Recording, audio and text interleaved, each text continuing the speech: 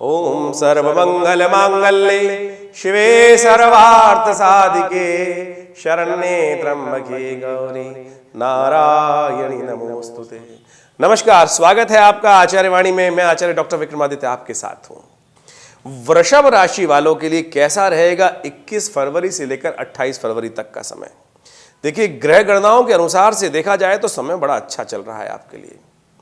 मंगल बड़ी अच्छी स्थिति में है और दिखाते हैं कि इस वक्त आपको अदम्य उत्साह के साथ काम करने का प्रयास करना चाहिए।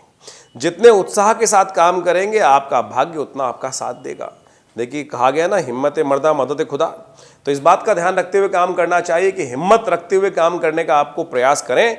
आपके लिए जो 21 तारीख का समय है उसमें चंद्रमा भी बड़ी अच्छी स्थिति में है और चंद्रमा विशेष तौर पर शनि के साथ चल रहे हैं।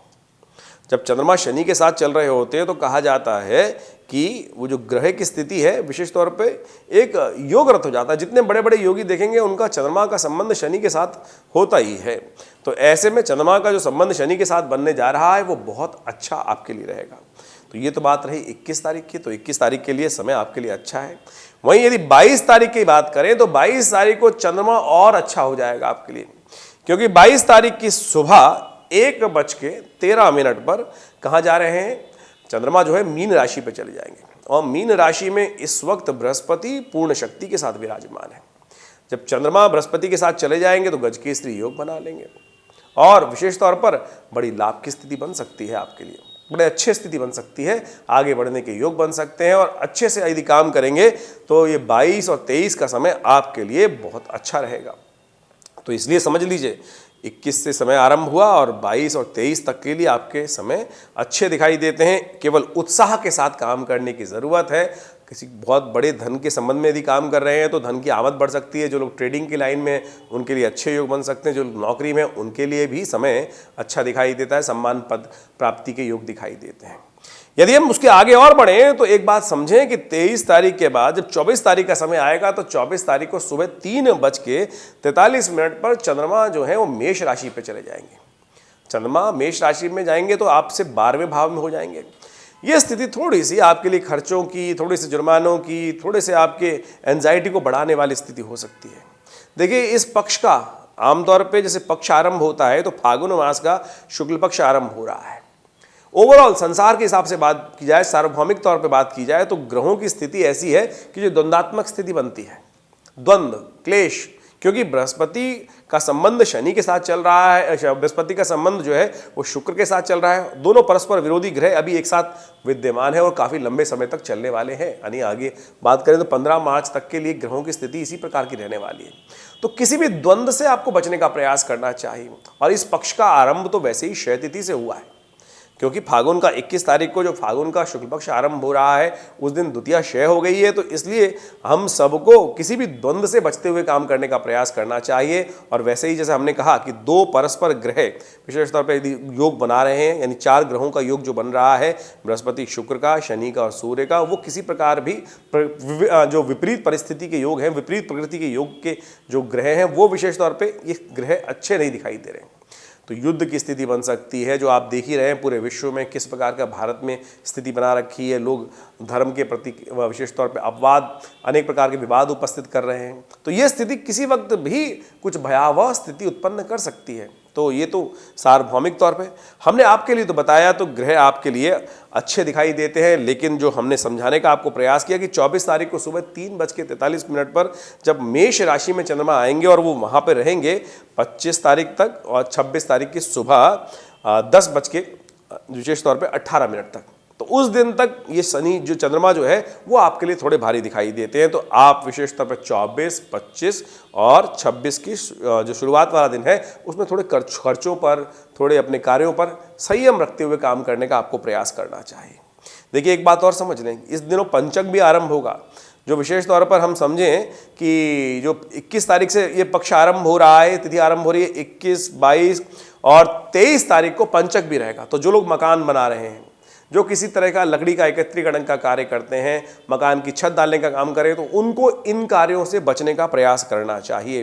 तो ये स्थिति थोड़ी सी 27 तारीख तक इसी प्रकार रहेगी। तो आप सावधानी के साथ आगे बढ़ने का प्रयास करेंगे। वहीं यदि हम बात करें विशेष तौर पर 24 तारीख की, तो 24 तारीख को सर्वार्थ सिद्ध नाम का योग बना हुआ है, जो सुबह 6:55 से लेकर पूरे दिन विद्यमान रहने वाला है। तो कोई नया कार्य आरंभ करना हो तो इस ग्रह का उपयोग करते हुए, सर्वार्थ सिद्ध योग का उपयोग करते हुए आप विशेष तौर पर 24 तारीख का लाभ ले सकते हैं।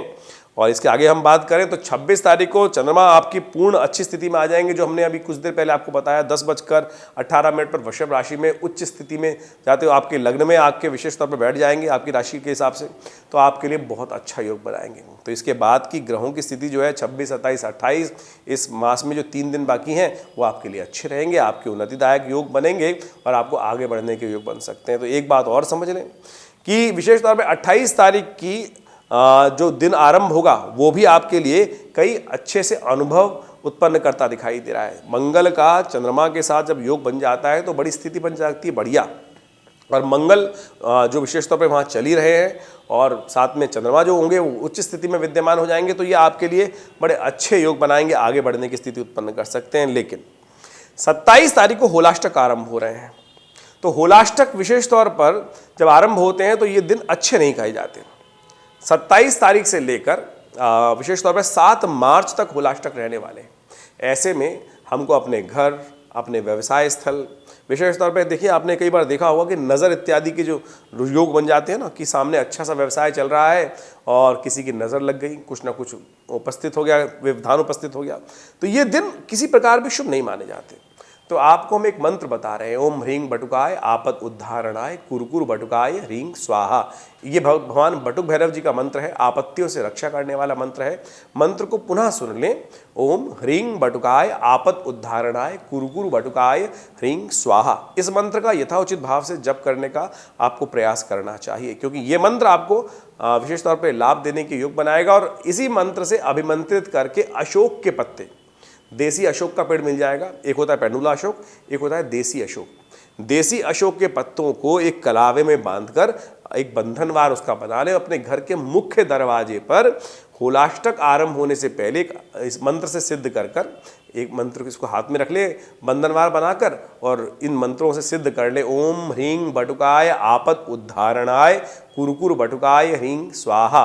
ये मंत्र है भगवान बटुक भैरव जी का। इसका अर्थ है कि समस्त आपत्तियों से रक्षा करने वाले जो देवता हैं वो बटुक भैरव जी हैं, वो इन सब चीज़ों को सिद्ध करें। ओम ह्रीं बटुकाय आपद उद्धारणाय कुरकुर बटुकाय ह्रीं स्वाहा, इस मंत्र से सिद्ध करके इसको आप बंधनवार को घर के आगे लगाने का प्रयास करें, तो आपके लिए ये होलाष्टक भी आपको कष्ट, बिल्कुल कोई भी किसी प्रकार से भी कष्ट नहीं पहुंचेगा, और होलाष्टक में आपके लिए रक्षा कवच की तरह काम करेगा, चाहे आपका घर हो, चाहे आपका व्यवसाय स्थल हो।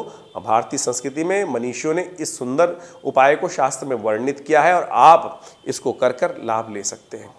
देखिए इन दिनों विशेष तौर पे यदि हम बात करें तो आपके लिए कौन सा रंग विशेष तौर पे शुभ रहेगा, तो आप समझें। आपके ग्रह दिखाते हैं कि विशेष तौर पर आपके लिए जो ऑरेंज रंग संबंधित हैं वो आपके लिए लाभ देने के लिए, येलोइश ऑरेंज शेड जो है वो विशेष तौर पे आपको लाभ देने की स्थिति बना सकते हैं। और आपके ग्रहों के दृष्टिकोण से, हमारे विचार से आपके लिए 4 नंबर बहुत लकी रहता दिखाई दे रहा है। 4 नंबर का पूर्णता उपयोग करते हुए आप काम करेंगे तो आपके लिए अच्छी स्थिति बन सकती है। वहीं 8 नंबर से बचते हुए काम करने का आपको प्रयास करना चाहिए। 8 नंबर आपके लिए शुभ नहीं रहेगा।